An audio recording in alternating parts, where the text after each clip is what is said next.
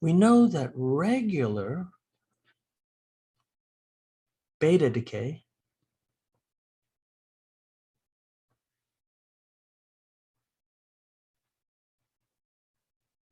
changes a neutron into a proton. So in inverse beta decay,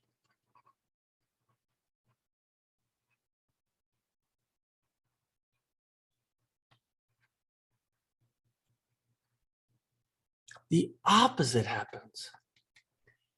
A proton changes into a neutron.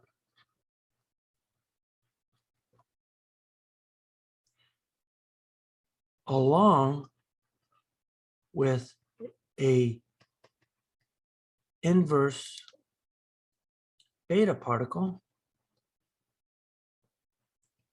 plus energy, and this energy is in the form of a neutrino. So then here's what we need here. So we know that the beta minus is an electron, but now we have the inverse beta particle. And note how that's minus. This guy is plus. And this is what we call a positive electron. And this is really defined as a positron. And what a positron is, it's the antimatter of an electron. It's in, I guess we could say, we could call it an anti-electron.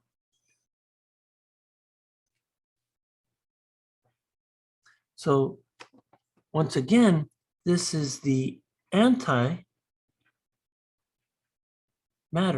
of the electron. That's what a positron is. So then what does this do here? So following what we just said here, we said that an inverse beta decay does what? Well, it does this. What it does here is it takes a proton and then it does the inverse beta decay where it turns into a neutron. It emits the positron as well as energy. So that's what this thing does here.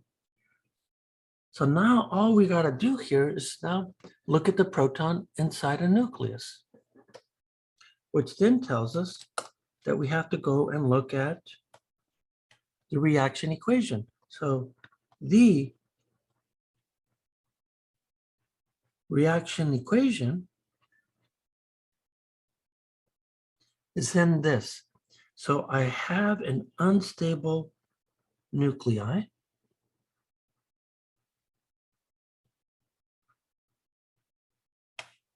And then it goes through inverse beta decay. Note that that has a positive sign. And what it does here is that you reduce the number of protons this time. So the masses stay the same, but now this guy has been reduced by 1. And so that means I have a new element and it spits out the beta plus and it spits out the energy. So here we go. So anytime I say beta inverse, this is what I mean right here, this reaction equation. And so you could see here is that there's 2 important pieces here. The atomic masses do not change. Exactly what it was with regular beta decay. And then we have the second piece. The atomic number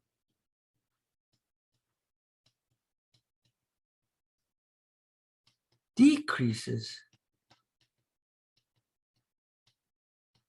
by 1. So to show you this, what we'll do here is that we'll go in and we'll look at fluorine.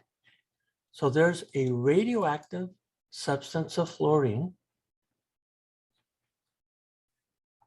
And so what I'm saying here is that let's look at, as an example, if you look at regular fluorine,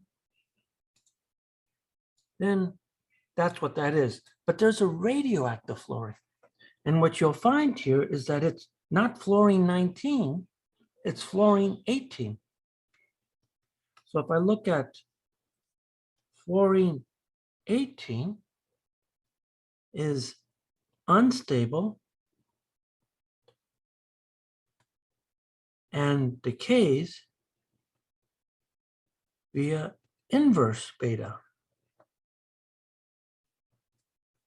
So what does that mean? Well, if I look at this, I have, this is fluorine right here. Actually, I want to color these to make them a little bit clear. So then here I go. I have 18 and I have 9. And now I'm going to do inverse beta decay. So that means here, look at the atomic mass. The atomic mass stays exactly the same.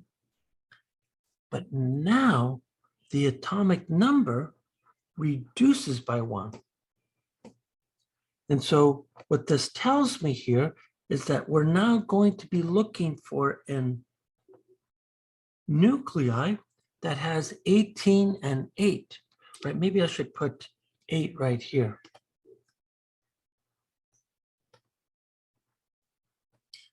Then it emits these 2 entities as well. So what I'm going to do here is that I got to go look, I got to go what? I got to look this up where Z is equal to 8. So if you go and you look this up, it turns out that this guy is oxygen. Okay, so if I look out this guy, look what I see here. I see that I have oxygen. So now I could then come in and write this decay.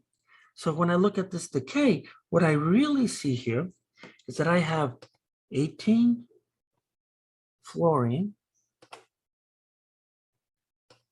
decays, and as it decays beta inverse, it then goes to 18, 8, but this is oxygen. And so I get this reaction equation right here.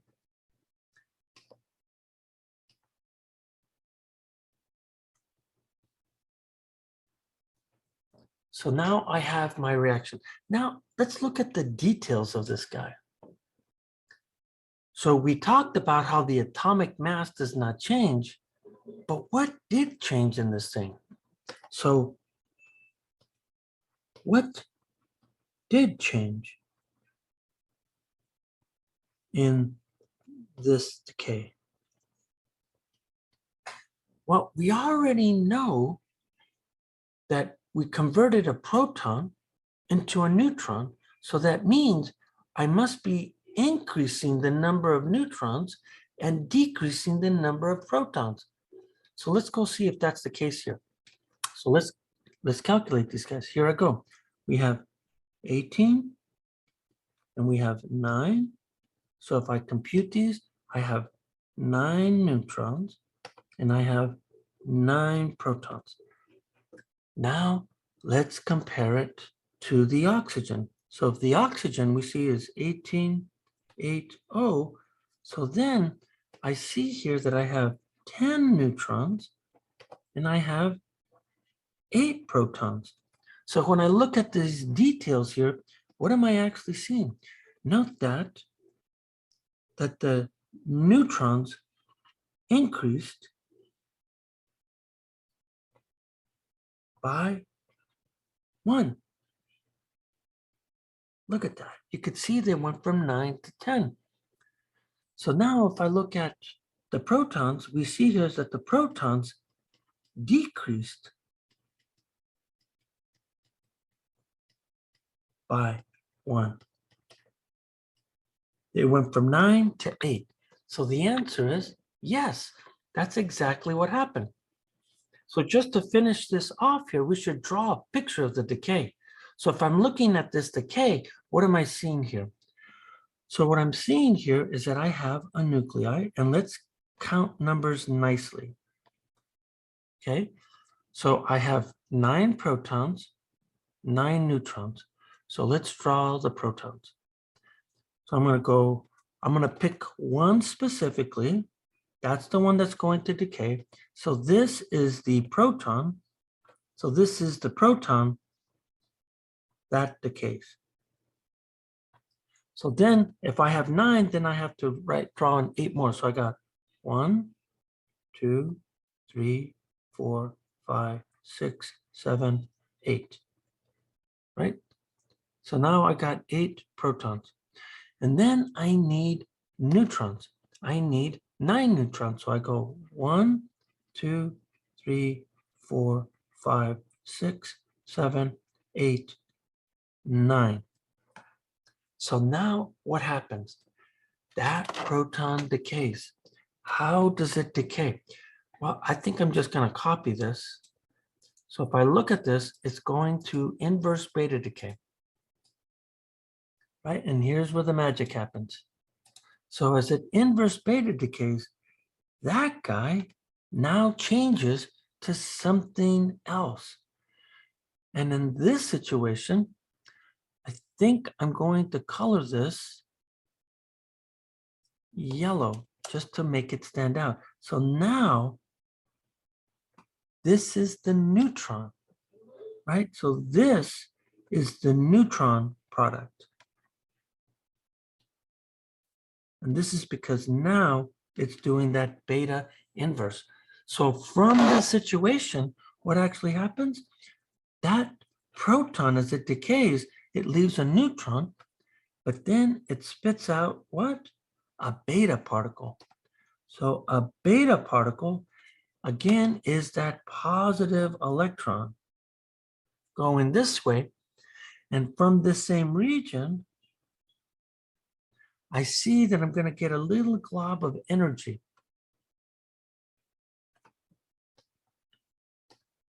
Right? I'm going to get a little glob of energy that gets shot off as well. And that's my picture for beta decay. So what we want to do here is that we want to summarize this thing.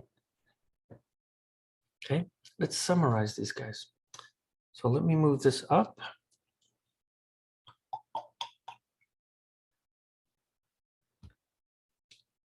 So in summary, what do we know?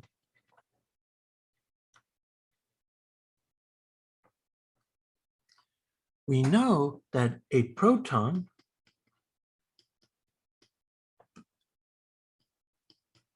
within the nucleus has changed itself into a neutron.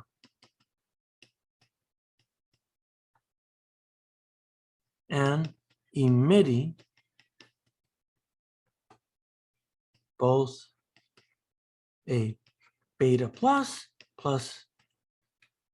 energy particles. So we gotta be really careful here because this is slippery business. Why is this slippery business? If I was to hold a proton in my hand, it would never decay. In fact, it lasts, the life of the universe, longer than the life of the universe, way longer actually. It's a stable particle. But when it's in the nucleus, it can become unstable because of the interactions that happen within the nucleus. A neutron will just decay by itself. whether it's in a nucleus or whether it's by itself. So this is a very special situation when this happens. And you're going to see that within the sun, this becomes a very, very important process. So here's the key points here, or the important points, okay? So what you're going to find here is that this type of decay usually happens to proton rich, unstable nuclei that reside or live in the orange region.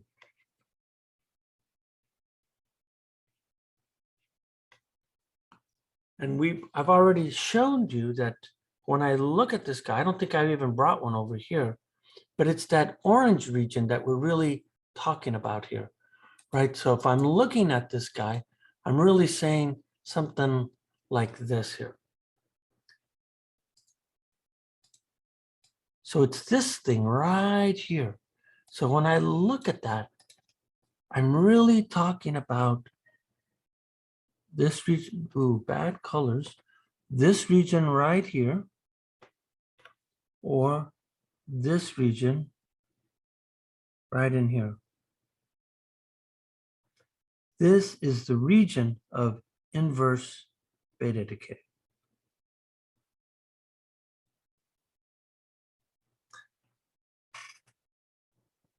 So if I keep moving on here, what I find here is that this is what this really means here. These nuclei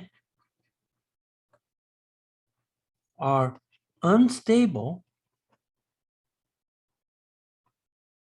because they have, check it out, what do they have? Well, we know that they have too many protons. And they have too few neutrons. And so what this tells us here is that by having an inverse beta decay, it's the quickest way to reach stability. So these nuclei undergo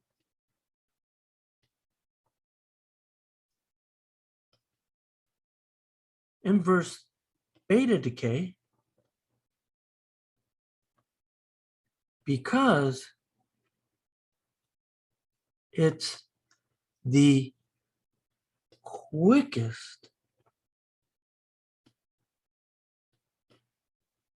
way to reach stability. And you've heard me say this numerous times. Okay, we've said this numerous times now. It always, that's what nature does, no matter what.